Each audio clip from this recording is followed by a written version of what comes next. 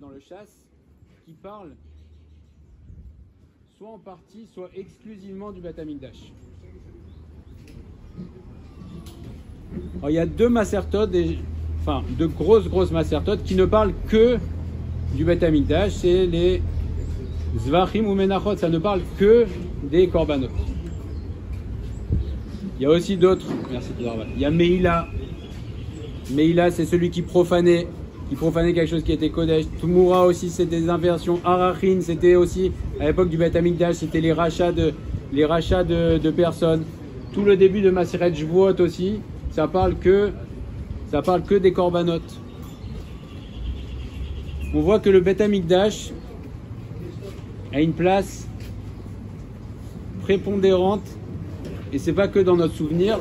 Aujourd'hui encore, on a des masertot entières qui ne parlent que du Beth Amikdash, que ça. Il y a une histoire connue qui est rapportée à propos de Haman Aracha. Quand est-ce qu'Haman Aracha a senti que c'était trop fort pour lui? C'est quand il a fait la Xéra. Haman Aracha arrive, il était très fier de lui, très content. Il avait obtenu l'autorisation d'exterminer tout le Ham Israël. Et il arrive au Beth Midrash où il y avait Mordechai et ses élèves.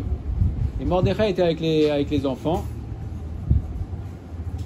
Et Mordechai, Hatzadik, était en train d'étudier un sujet. Et là, Haman lui demande: qu'est-ce que tu vas être en train d'étudier? On est en train d'étudier le sujet de Kmitsa. Kmitsa, c'est quoi Kmitsa? Il dit: oui, on est en train d'étudier avec les enfants le sujet, le Kohen, quand il devait faire une oblation de farine, il devait faire d'une certaine manière avec le doigt, etc. Et là, Haman il a dit: mais il y a un problème. Alors, non seulement ils n'ont pas le Beth Amikdash, premièrement, parce qu'on était à la fin des 70 ans et qu'il y avait eu le festin de Achashverosh qui avait été fait pour décourager les Bnei Israël de récupérer un jour le Beth Amikdash. Donc, premièrement, ils n'ont pas le Beth Amikdash. Et deuxièmement, encore plus grave, c'est qu'ils viennent d'avoir le décret d'extermination du Ham Israël. Et à quoi ils pensent maintenant? Qu'est-ce que Mordechai est en train d'étudier avec les enfants? Il est en train d'étudier les Ilchot de Kmitsa. Là, il a dit, Haman, il a senti que c'était trop fort pour lui. Il a dit: là, ça me dépasse complètement. C'est complètement incompréhensible pour moi. Je comprends pas ce peuple. Et d'ailleurs, il a senti à ce moment-là, Haman, qu'il y avait quelque chose qui le dépassait complètement. Je comprends pas comment vous pouvez me parler du Beth Amikdash alors que je suis sur le point de vous exterminer. Mais ça montre aussi cet espoir. C'est-à-dire, Mordechai exprimait à ce moment-là: Haman, tu peux rêver, tu peux penser tout ce que tu veux, mais nous, on garde l'espoir, on garde la certitude qu'on va reconstruire le Beth Amikdash. Même si maintenant, toi, tu es avec ton décret d'extermination, Haman Aracha, on dit, nous, on étudie Chok Mitzah comme si de rien n'était. On n'a pas le Beth Amikdash, on est au fond du trou. On étudie Chok Mitzah avec les enfants. Et c'est pas uniquement à l'époque de Mordechai, on avait raconté cette histoire il y a 1 an à peu près, à l'époque de la Shoah aussi. Il y a une histoire extraordinaire d'un grand admour qui avait fait, on sait que beaucoup de nos frères et de nos sœurs ont fait Messirot Nefesh à un point extraordinaire dans les camps pour garder la Torah coûte que coûte et pour garder les mitzvot. Il y a une histoire extraordinaire qui était dans un des camps les pires, si on peut les classifier. En tout cas, ils avaient un petit morceau de pain chaque jour ou tous les 2 jours. Et la fête de Pessah arrivait. Et là, ils ont fait un deal avec le SS, Yimar Shemo. On échange notre ration de pain contre de la farine pendant 1 semaine. J'ai dit: bon, ok. Ils leur donnent la farine et eux, ils essayent. Donc, ils font tant bien que mal. Ils pétrissent la pâte et ils font leur matzot. Ils arrivent à faire un four dans les camps. On n'arrive même pas à imaginer. Ils n'avaient rien. Ils arrivent à faire un four pour pétrir et pour faire les matzot. C'est-à-dire, ils font des matzot, sauf. Arrive la veille de Pessah, ils ont les matzot. Le SS rentre, il voit ça, il dit: les matzot. Mais comment, bande de sales juifs, voilà, je vous donne de la farine maintenant et c'est ça que vous faites. Il casse, il écrase toutes les matzot, il dit: voilà, c'est ça, il les frappe, etc. Il restait un petit morceau de matzot. Tout tout petit morceau de matzah pour le Seder. Et là, ils arrivent le soir du Seder. Et grande question que pose le Rav. Il y avait un seul morceau, c'était pour une seule personne. Le Rav pose la question à qui on va le donner. Alors tout le monde dit, à vous Rav, c'est vous le Rav, etc. Il y a une dame qui dit non, excusez-moi. Il me semble qu'il faut le donner à mon fils. À votre fils? Oui. La soirée de Pessah, le centre de la soirée de Pessah, c'est Veigata Levincha. C'est le soir où on transmet aux enfants, c'est l'éducation. Et comme mon fils, c'est lui qui va être la génération d'après, alors c'est à lui qu'on revient. Mais on ne comprend pas, vous êtes dans les camps de la mort, on ne sait même pas si vous allez vivre un jour ou deux encore. Non. Les Gata Levincha, même dans le plus bas, et le Rav a dit oui, vous avez raison. Et effectivement, on a donné l'enfant, et il s'avère que ce Rav-là a perdu toute sa famille, et après on lui a proposé un shidour. On lui a proposé un shidour après la sortie. Et il a demandé quel est le nom de cette femme, et c'est cette femme, il a dit tout de suite, je me marie avec elle, je refais ma vie avec elle. Parce qu'une femme qui arrive à garder cet espoir extraordinaire de Veigata Levincha au plus bas, alors c'est une femme avec qui il faut construire. Et donc c'est la caractéristique commune du Ham Israël dans toutes les générations. Mordechai Tzadik, il a dit à Aman, on n'a pas peur de toi. On étudie Ilchot Kmitza parce qu'on va avoir le Beth Amikdash. Cette femme-là, elle a dit, on n'a pas peur de vous, on transmet aux enfants, on continue à transmettre. Et nous, Baruch Hashem, aujourd'hui, on n'est plus dans cette situation. Baruch Hashem, Ashrenu, Akadosh Baruch Hu nous a fait un grand cadeau. On est en Eretz Israël. Mais notre manière aussi de conserver l'espoir du Ham Israël, c'est de dire aussi d'étudier les textes du Beth Amikdash. On n'a pas le Beth Amikdash, mais ça changera. On étudie, on réveille l'espoir que on va l'avoir. Et c'est ça qui a tenu le Ham Israël dans toutes les générations. On est le peuple de l'espoir. Et c'est ça qui a rendu fou aussi nos oppresseurs. Comment vous pouvez au plus bas encore nous parler de choses auxquelles nous on ne croit pas, déjà ils ne croient pas à ça. Mais c'est ça aussi qui nous a tenus pendant toutes les générations, c'est l'espoir. Et on est la preuve que l'espoir, quand on dit l'espoir fait vivre, on est la preuve que cet espoir-là, c'est ça qui a tenu le Ham Israël et qui fait qu'aujourd'hui, voilà, on est ici et qu'on est tout près, tout proche de voir réaliser tous les espoirs, c'est d'avoir la Géoula, le Beth Amikdash, etc. Et c'est déjà qu'on soit ici, c'est un très grand pied de nez à nos ennemis dans toutes les générations. Aman Aracha, il va se dire comment c'est possible. On lui montre le film dans Aman Aracha. Il dit regarde, imbécile. Hitler, il marchait moi aussi. On lui montre, regarde, imbécile. C'est un très grand pied de nez à nos ennemis. Mais Hashem, que aussi on a encore des ennemis. Parce que tant qu'il n'y a pas la Géoula, il y a encore des ennemis, c'est normal. Dès qu'il y a de la Gdusha, ça attire la Touma. Donc pourquoi il y a des ennemis qui veulent nous faire la peau? C'est normal.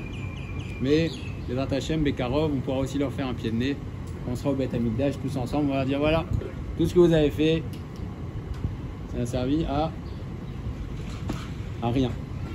Tov, alors le Beth Amikdash, on avait introduit, c'est des notions chashuvot, très chashuvot que nous donne le Maharal. Il avait dit qu'il y a une comparaison qui peut paraître étonnante, mais qui n'est pas si étonnante entre le Beth Amikdash et l'homme.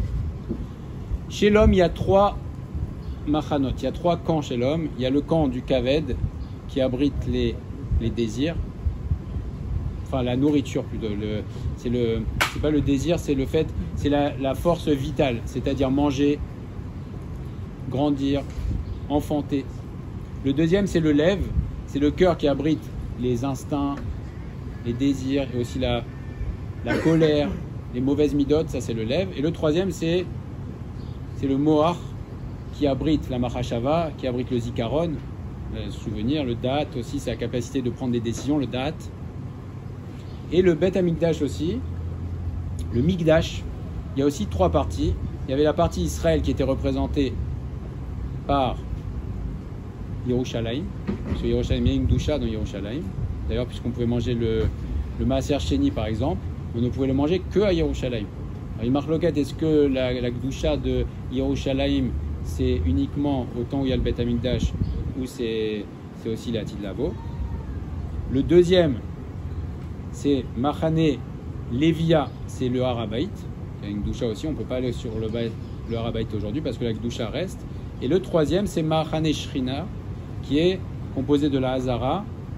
La Hazara, c'était la première partie. L'entrée, quand on entrait au Beth Amikdash, il y a Ezrat Nashim. Hein Ezrat Nashim qui est beaucoup plus grande que Ezrat Israël. Ezrat Nashim qui était très grande. Après, il y avait Ezrat Israël. Après, il y avait la partie où il y avait les Kohanim, Ezrat Kohanim. Et après, on rentrait dans les parties. Il y avait le Echal, le Kodesh. Et après, il y avait le Kodesh à Kodashim. En tout cas, Mahane Shrina, c'est tout ce qui a la Hazara, le Echal et le Kodesh à Kodashim. Et bien, dans le Mahane Shrina aussi, il y a trois parties qu'on retrouve aussi chez l'homme, dans le Nefesh de l'homme. Il y a comme on vient de dire, dans le Beth Amikdash, il y avait trois parties. Il y avait la Hazara, c'était les cours, il y avait le Echal et le Kodesh à Kodashim. Et bien dans le Nefesh de l'homme aussi, il y a trois parties. Il y a trois parties qui sont séparées.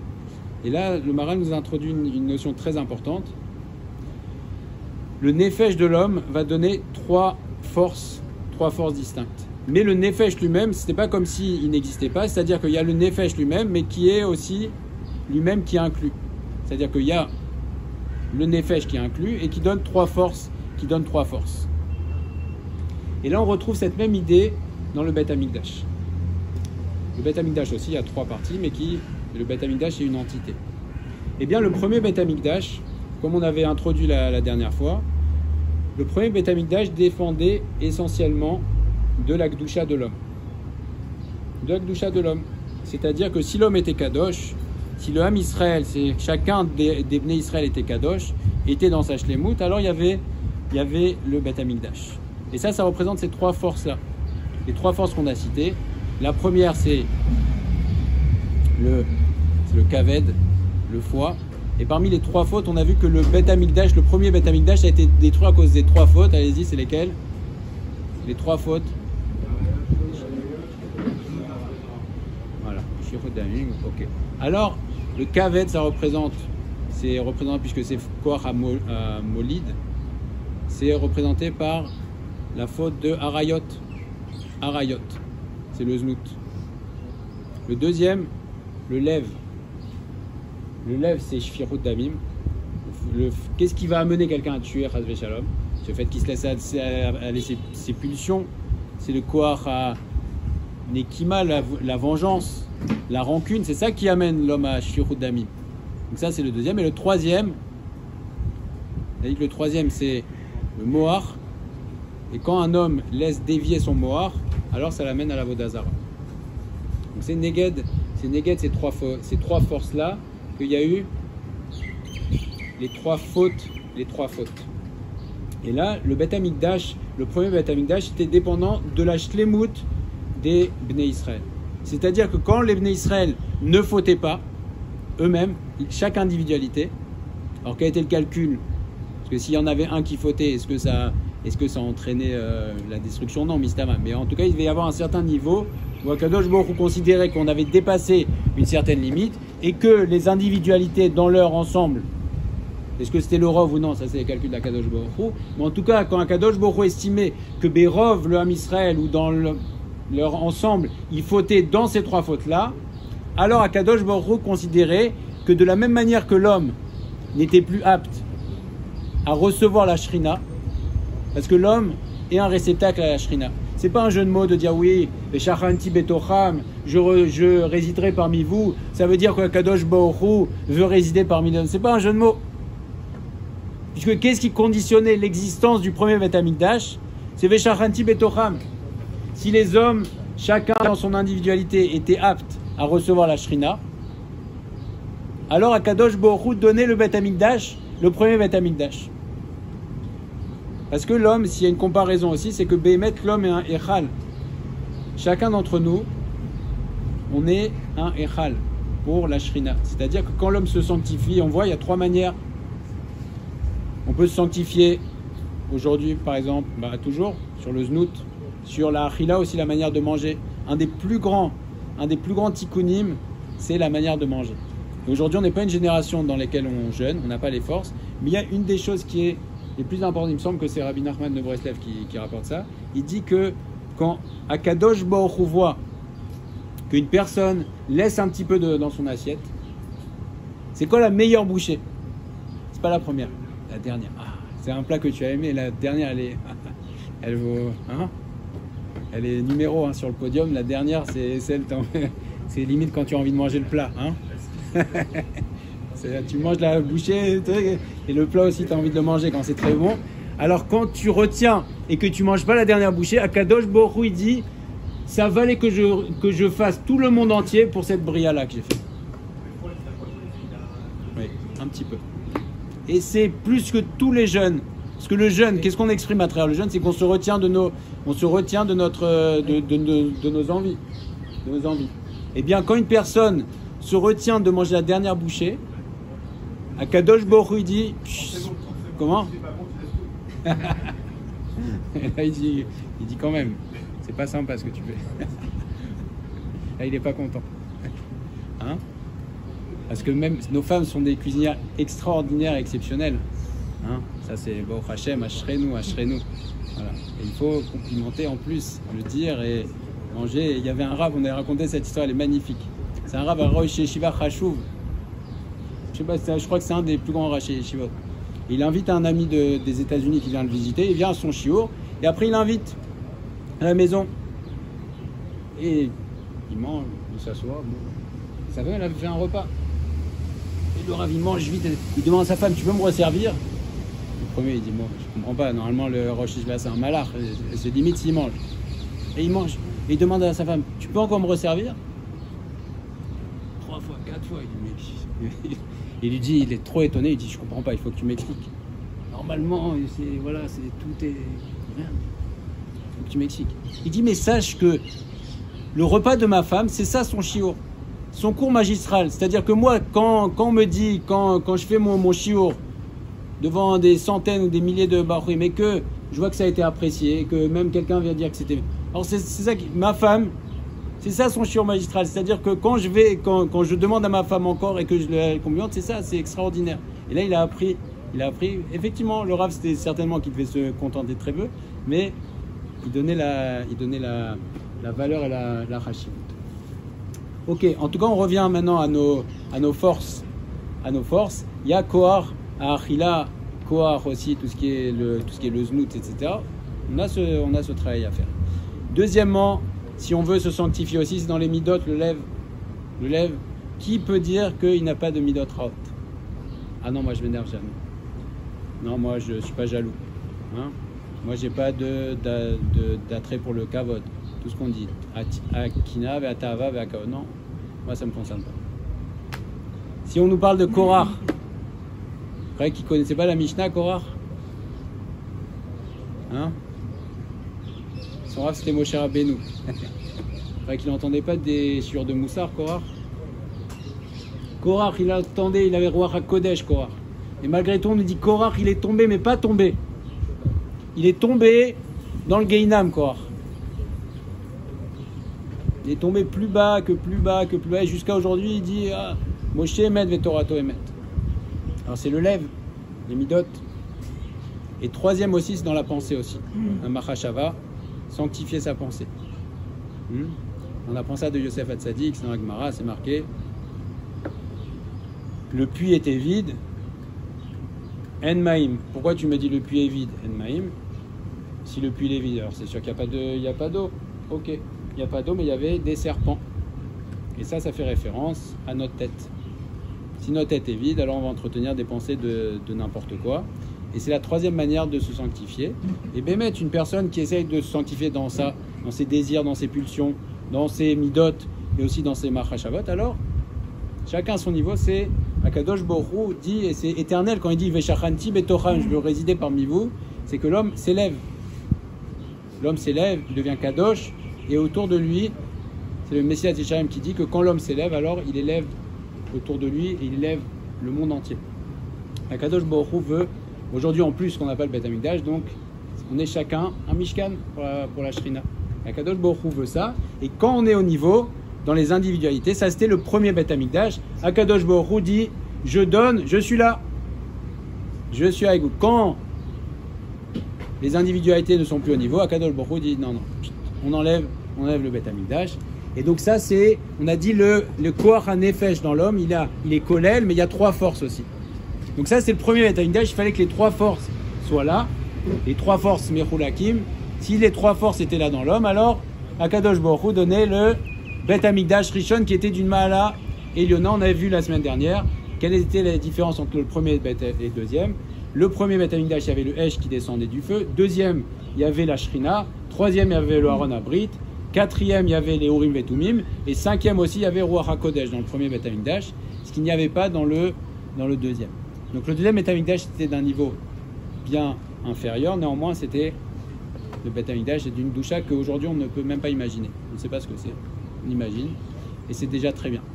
Donc le premier Bet HaMikdash, c'était les 3 forces. 3 forces Mechulakim qui sortaient du Nefesh. Le deuxième Bet HaMikdash, c'est le Nefesh lui-même qu'on demandait. De la même manière que chez l'homme, il y a le Nefesh lui-même qui englobe tout. Pour le deuxième Bet HaMikdash aussi, on demandait le Kolel. Et c'est quoi le Kolel? C'est la Hardout. C'est une force qui est Koach Me'ached. Dans le premier Bet HaMikdash, on demandait la perfection intérieure.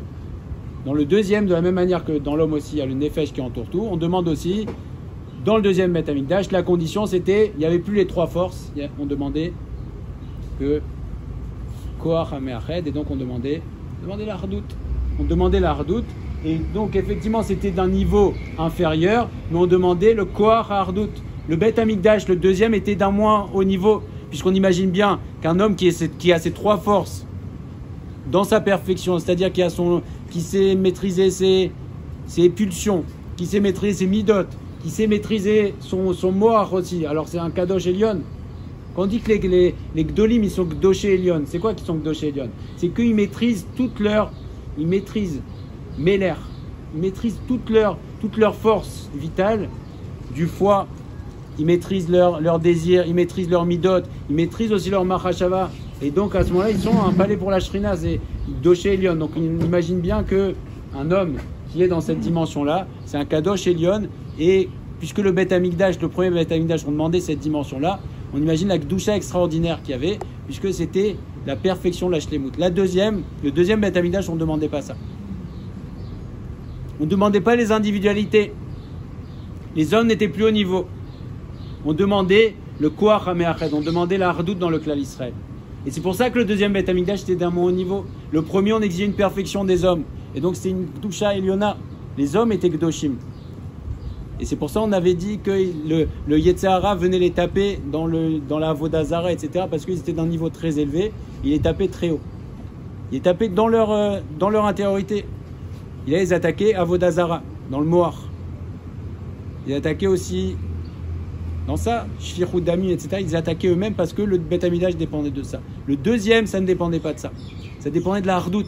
Donc où est-ce qu'il a attaqué les Yetzirah? Sinatrinam. Sinatrinam. Il a attaqué, on ne voulait plus les individualités, même s'ils étaient tzadikim. Dès qu'ils étudiaient tous la Torah, ils faisaient tous des Maasim Tovim, etc., etc. Néanmoins, ils étaient quand même, ou en tout cas, on n'exigeait pas d'eux le même niveau de perfection. Mais on exigeait la Hardout. Et quand la Hardout est partie, quand le Yetzirah a fait son travail, il a fait Sinatrinam, la haine gratuite. Et la haine gratuite, dit le Maharal, ça se situait dans le cœur. Ça se voyait pas. Ça se voyait pas la haine gratuite. C'est pour ça qu'on n'a pas révélé jusqu'à quand ça va durer. Parce que la haine gratuite, c'est pas quelque chose qui se voit. Et ça, c'est le deuxième Bet HaMikdash. Deuxième Bet HaMikdash qui a disparu parce qu'il n'y avait plus le Chibour et la Hardout. Alors toujours, les messages sont très actuels. Puisqu'on vient de voir que un homme qui veut se sanctifier aujourd'hui, c'est toujours valable. C'est les 3 niveaux. Aussi, on voit l'importance aussi. Quand on n'est pas au niveau d'être Shalem dans tous les compartiments, les Doché Elion qui sont comme ça, en tout cas, il y a un niveau qui nous fait valoir le Bet HaMikdash, qui fait que aussi, qu'est-ce que ça veut dire le Bet HaMikdash? Bet HaMikdash, c'est Ashrat, Ashrina. Non, le Harizal dit qu'à l'époque où il y avait le Bet HaMikdash, on priait beaucoup moins. Pourquoi on priait beaucoup moins? Quel est le but de la tfila? La tfila, quand on fait la tfila, on fait descendre des lumières. On fait descendre des lumières. Donc, c'est ça tout le but de la tfila. Là, si on se met devant un Kadosh Baruch Hu, comme un Hani, et on fait descendre des Horot dedans. Et à l'époque du Beth Amikdash, on priait moins, il y avait moins besoin de prier parce que la Shrina était là. La Shrina était là. Et donc de la même manière qu'à l'époque du Beth Amikdash, quand il y avait au premier Beth Amikdash, les hommes étaient parfaits, il y avait Ashrat Ashrina, un niveau très très fort. Deuxième Beth Amikdash, quand il y avait la Hardout, il y avait un niveau très très fort, moins fort, mais en tout cas il y avait Ashrat Ashrina, et bien de la même manière. Au contraire. Comment? La Hardout était le premier. Non. Deuxième. Quand il y avait la Hardout, ça fait casser le Beth Amikdash. Donc dans le deuxième, si conditionné, Ashrat Ashrina, ça faisait, c'était le Kohar Hardout. Et bien aujourd'hui aussi,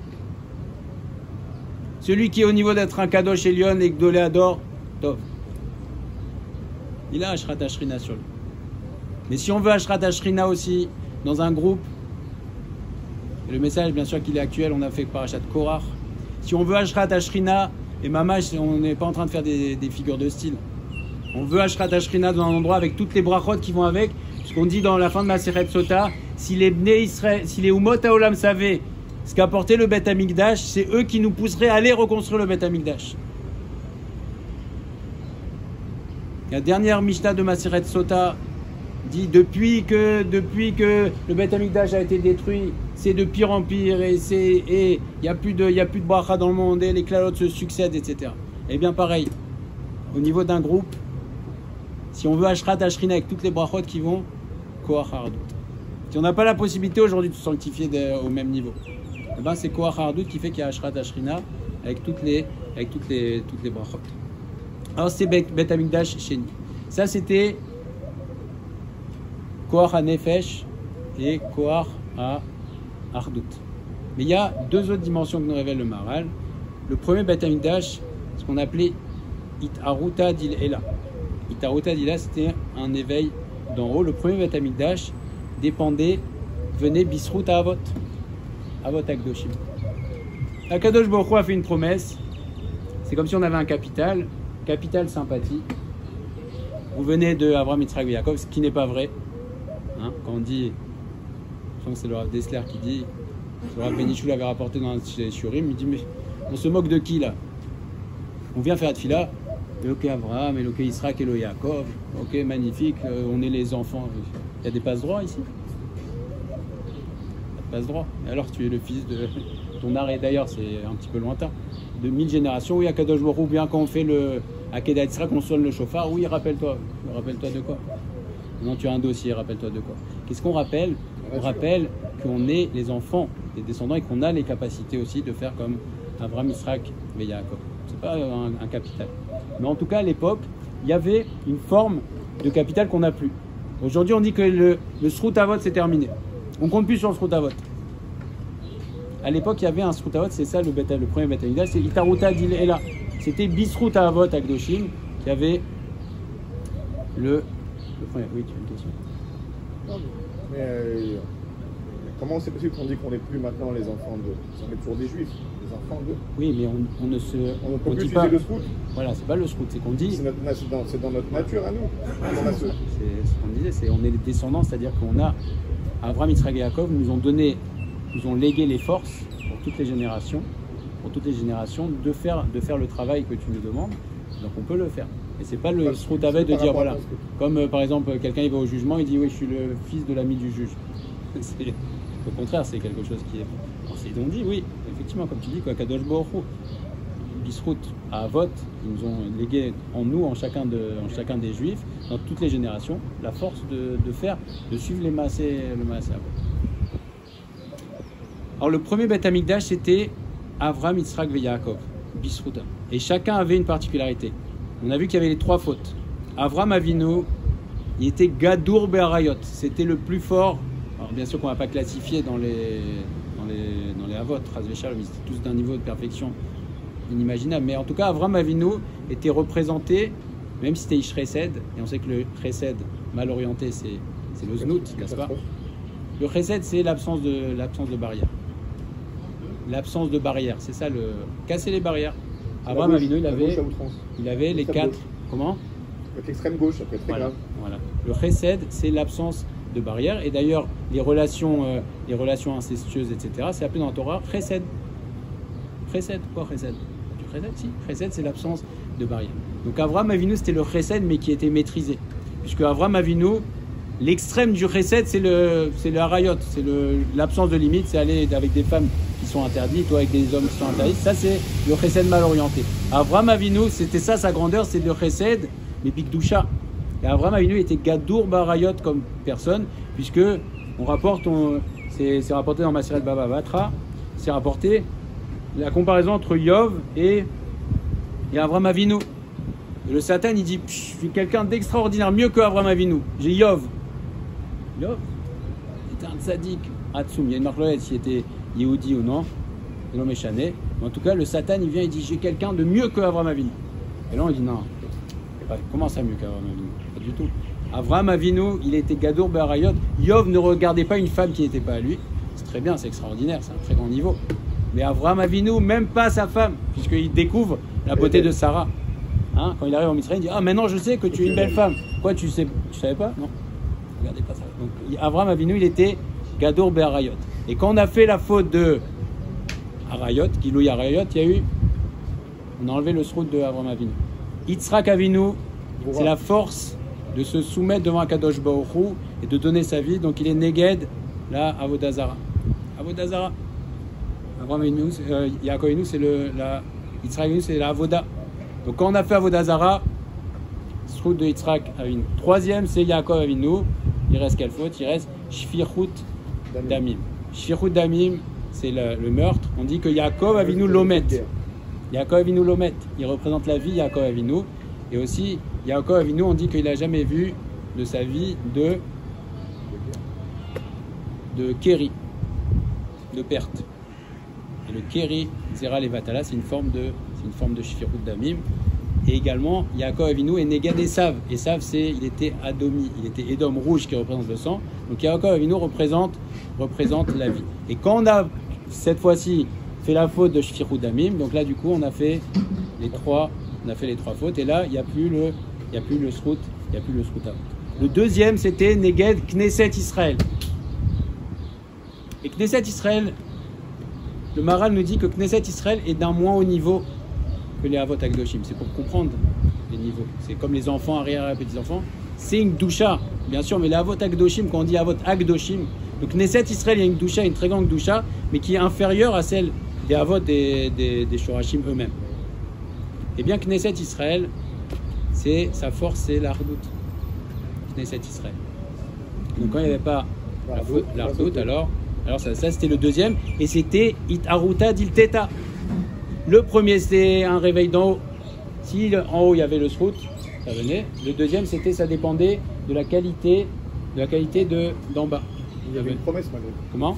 Une promesse. Le deuxième. Quand on dit que ça vient d'en bas, alors qu'on savait très bien qu'à 70 ans, on allait reconstruire le Beth Amikdash. Ça venait quand même d'en haut. S'il y a eu la prophétie. Effectivement. Et après, le fait que ça tienne, ça dépendait de leur action. Voilà, de leur action. Et c'est pour ça qu'il a duré moins longtemps. On a duré plus longtemps, mais l'exil a duré plus longtemps parce que c'est conditionné par leurs actions. Et dernier point que nous dit le Maharal, Bezrat Hashem, c'est également pourquoi on sait au bout de combien de temps le premier exil allait s'arrêter et le deuxième non.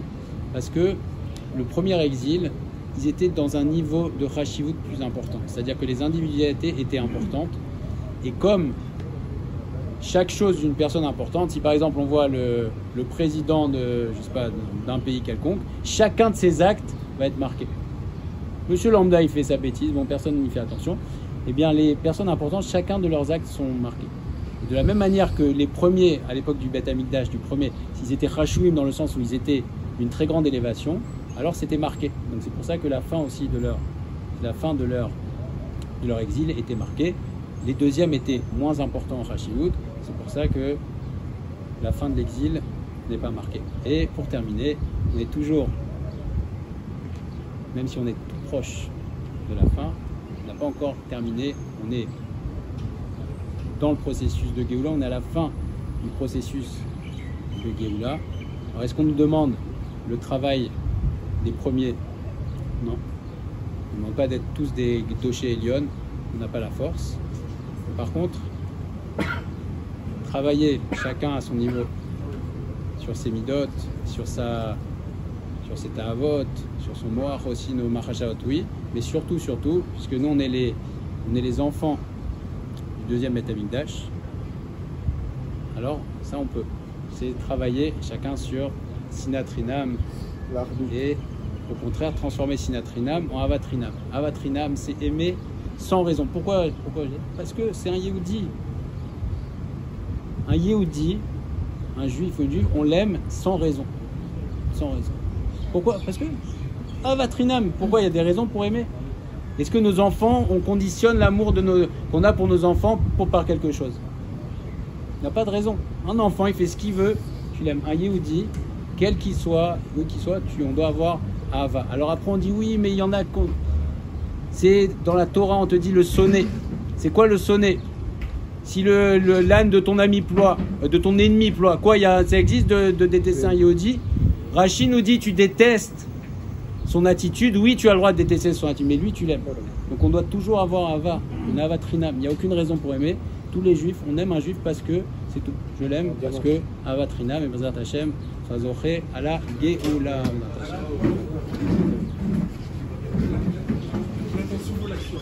Attention pour l'action.